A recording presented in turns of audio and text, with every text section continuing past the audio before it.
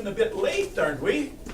It's not me that's late. It's the nurse that looks after my mom. 2 days a week, 2 hours, and she can't get there on time. Oh, you look exhausted. Can't you leave her on her own for a few hours? Oh no, the poor dear gets all scared when I leave, even when Daphne's there for her. Did you see that mob of teenagers down by the bus stop? I don't know how those boys keep their pants up. I'm going to bring them some of my old suspenders. And how about the hair on those girls? Pink, blue, and those tattoos. Barbed wire, dragons where there shouldn't be dragons. Hey, wait a sec. I got a tattoo. That's different, Joe. You were in the forces. You know what gets me? Is that little gadget that they stick in their ear with that white cord hanging out. Tell me about it. The other day I was at Sobeys, and this nice-looking fellow walks towards me and says, "Hi, gorgeous. How you doing?" I perk right up, and I'm about to say, "How you doing, sweetie?" And he walks right by, and I see one of those black phone thingies stuck in his ear. That's a Bluetooth. No, I tell you it was black. Speaking of gadgets, I'm learning to use the computer. You? Never. You don't even own a cell phone. I went to the library, and the librarian helped me to trace my genealogy. And actually, I think I may have had a great-grandmother who owned 5 houses in Kingston. Is she single?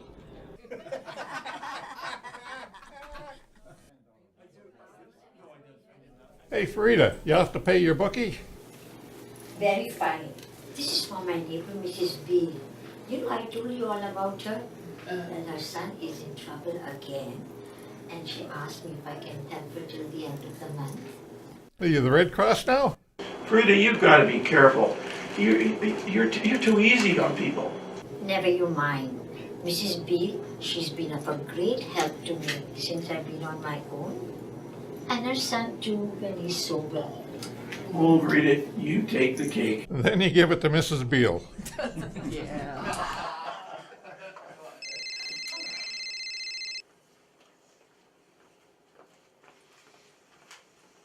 Hi, honey. What, tonight? Well, I've got a few things I wanted to do, but... Yes, well... All right. But you got to pick them up by 9 the latest. You know how those kids wear us out. Yeah. All right. See you later. I love those kids, but... Instant babysitters, 24/7. Still, you're lucky. They're close. I know. Here's the youngest. Oh, look at him. He's a charmer. Yeah, when he's asleep. Say, Lois, how was your trip to Florida? Oh, good. Lovely weather and all. But that new airport security. My grandson, Devin, well, he's got all his metal in him. Metal? Yeah, and his eyebrow, on his ears. You know, set off that metal detector to beat the band. The same thing happens to me. What do you got, Pierce? I get 2 aluminum hips, don't I? Well, I got shrapnel from the war. Go on with you.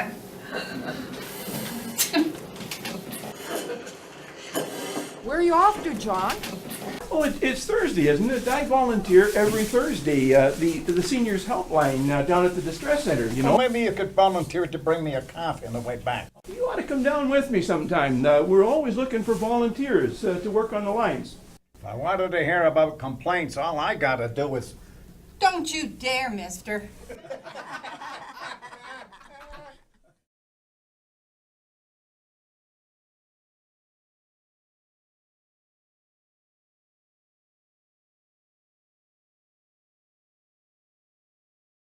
You know, a lot of seniors are interested in genealogy these days because there's so much online. They're getting really used to using the computer. And here at Mississauga Library, we have this computer set up specifically for people doing genealogical research. And we get a lot of seniors coming in.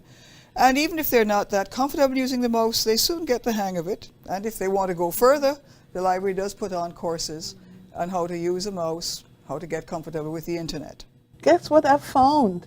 A copy of a birth certificate, and it has my grandmother's surname. That's great. Oh, that's wonderful. And also, too, I remember that my grandfather was Chinese. Hey, now that's really interesting because I just came across this great article. Here it is. Wow. About the Chinese who came to Jamaica, who immigrated to Jamaica. It's in the Gleaner, and you know what? I could print it out for you and you can take it with you. How about that? Yes, that would be wonderful. Morning, John. Right on time as usual. We also get third-party calls, so people in the community, neighbors calling, because they're concerned about a senior that's out wandering, maybe not dressed properly, seems uncared for. We get calls also where the senior might be experiencing Alzheimer's or dementia, and they're feeling confused, and they need support. And on the flip side to that, we also get those caregivers that are caring for those people and that are feeling really overwhelmed and feeling stressed, and they're looking for support as well. So with the way the economy's been, we get a lot of seniors that are really on a fixed income and maybe behind in their rent or not being able to pay their bills or provide themselves with food. So we're getting calls like that as well, where they're looking for help. Well, maybe you'd like to speak with one of our volunteers. John, do you have a sec? Yes, I do. I'm not on the phone right now. Why did you start volunteering? Well, my wife said I was getting in her hair around the house, but not really.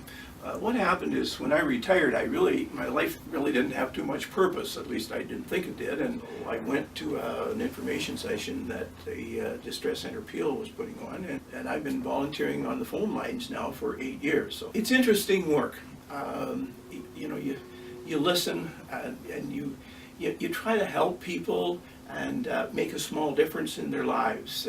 Like last year, for instance, an older lady called, and her husband had passed away a few years before, and she had stayed in their family home for a while, and then her son convinced her that she ought to sell the house and move in with him and his wife. So that's what she did, and for a time everything went pretty well, and then they forced her to move into the basement where she didn't have her own bathroom, and it was kind of cold, and so she was not real happy with that and thought that maybe she'd visit her sister in Prince Edward Island just for 2 or 3 weeks for a break.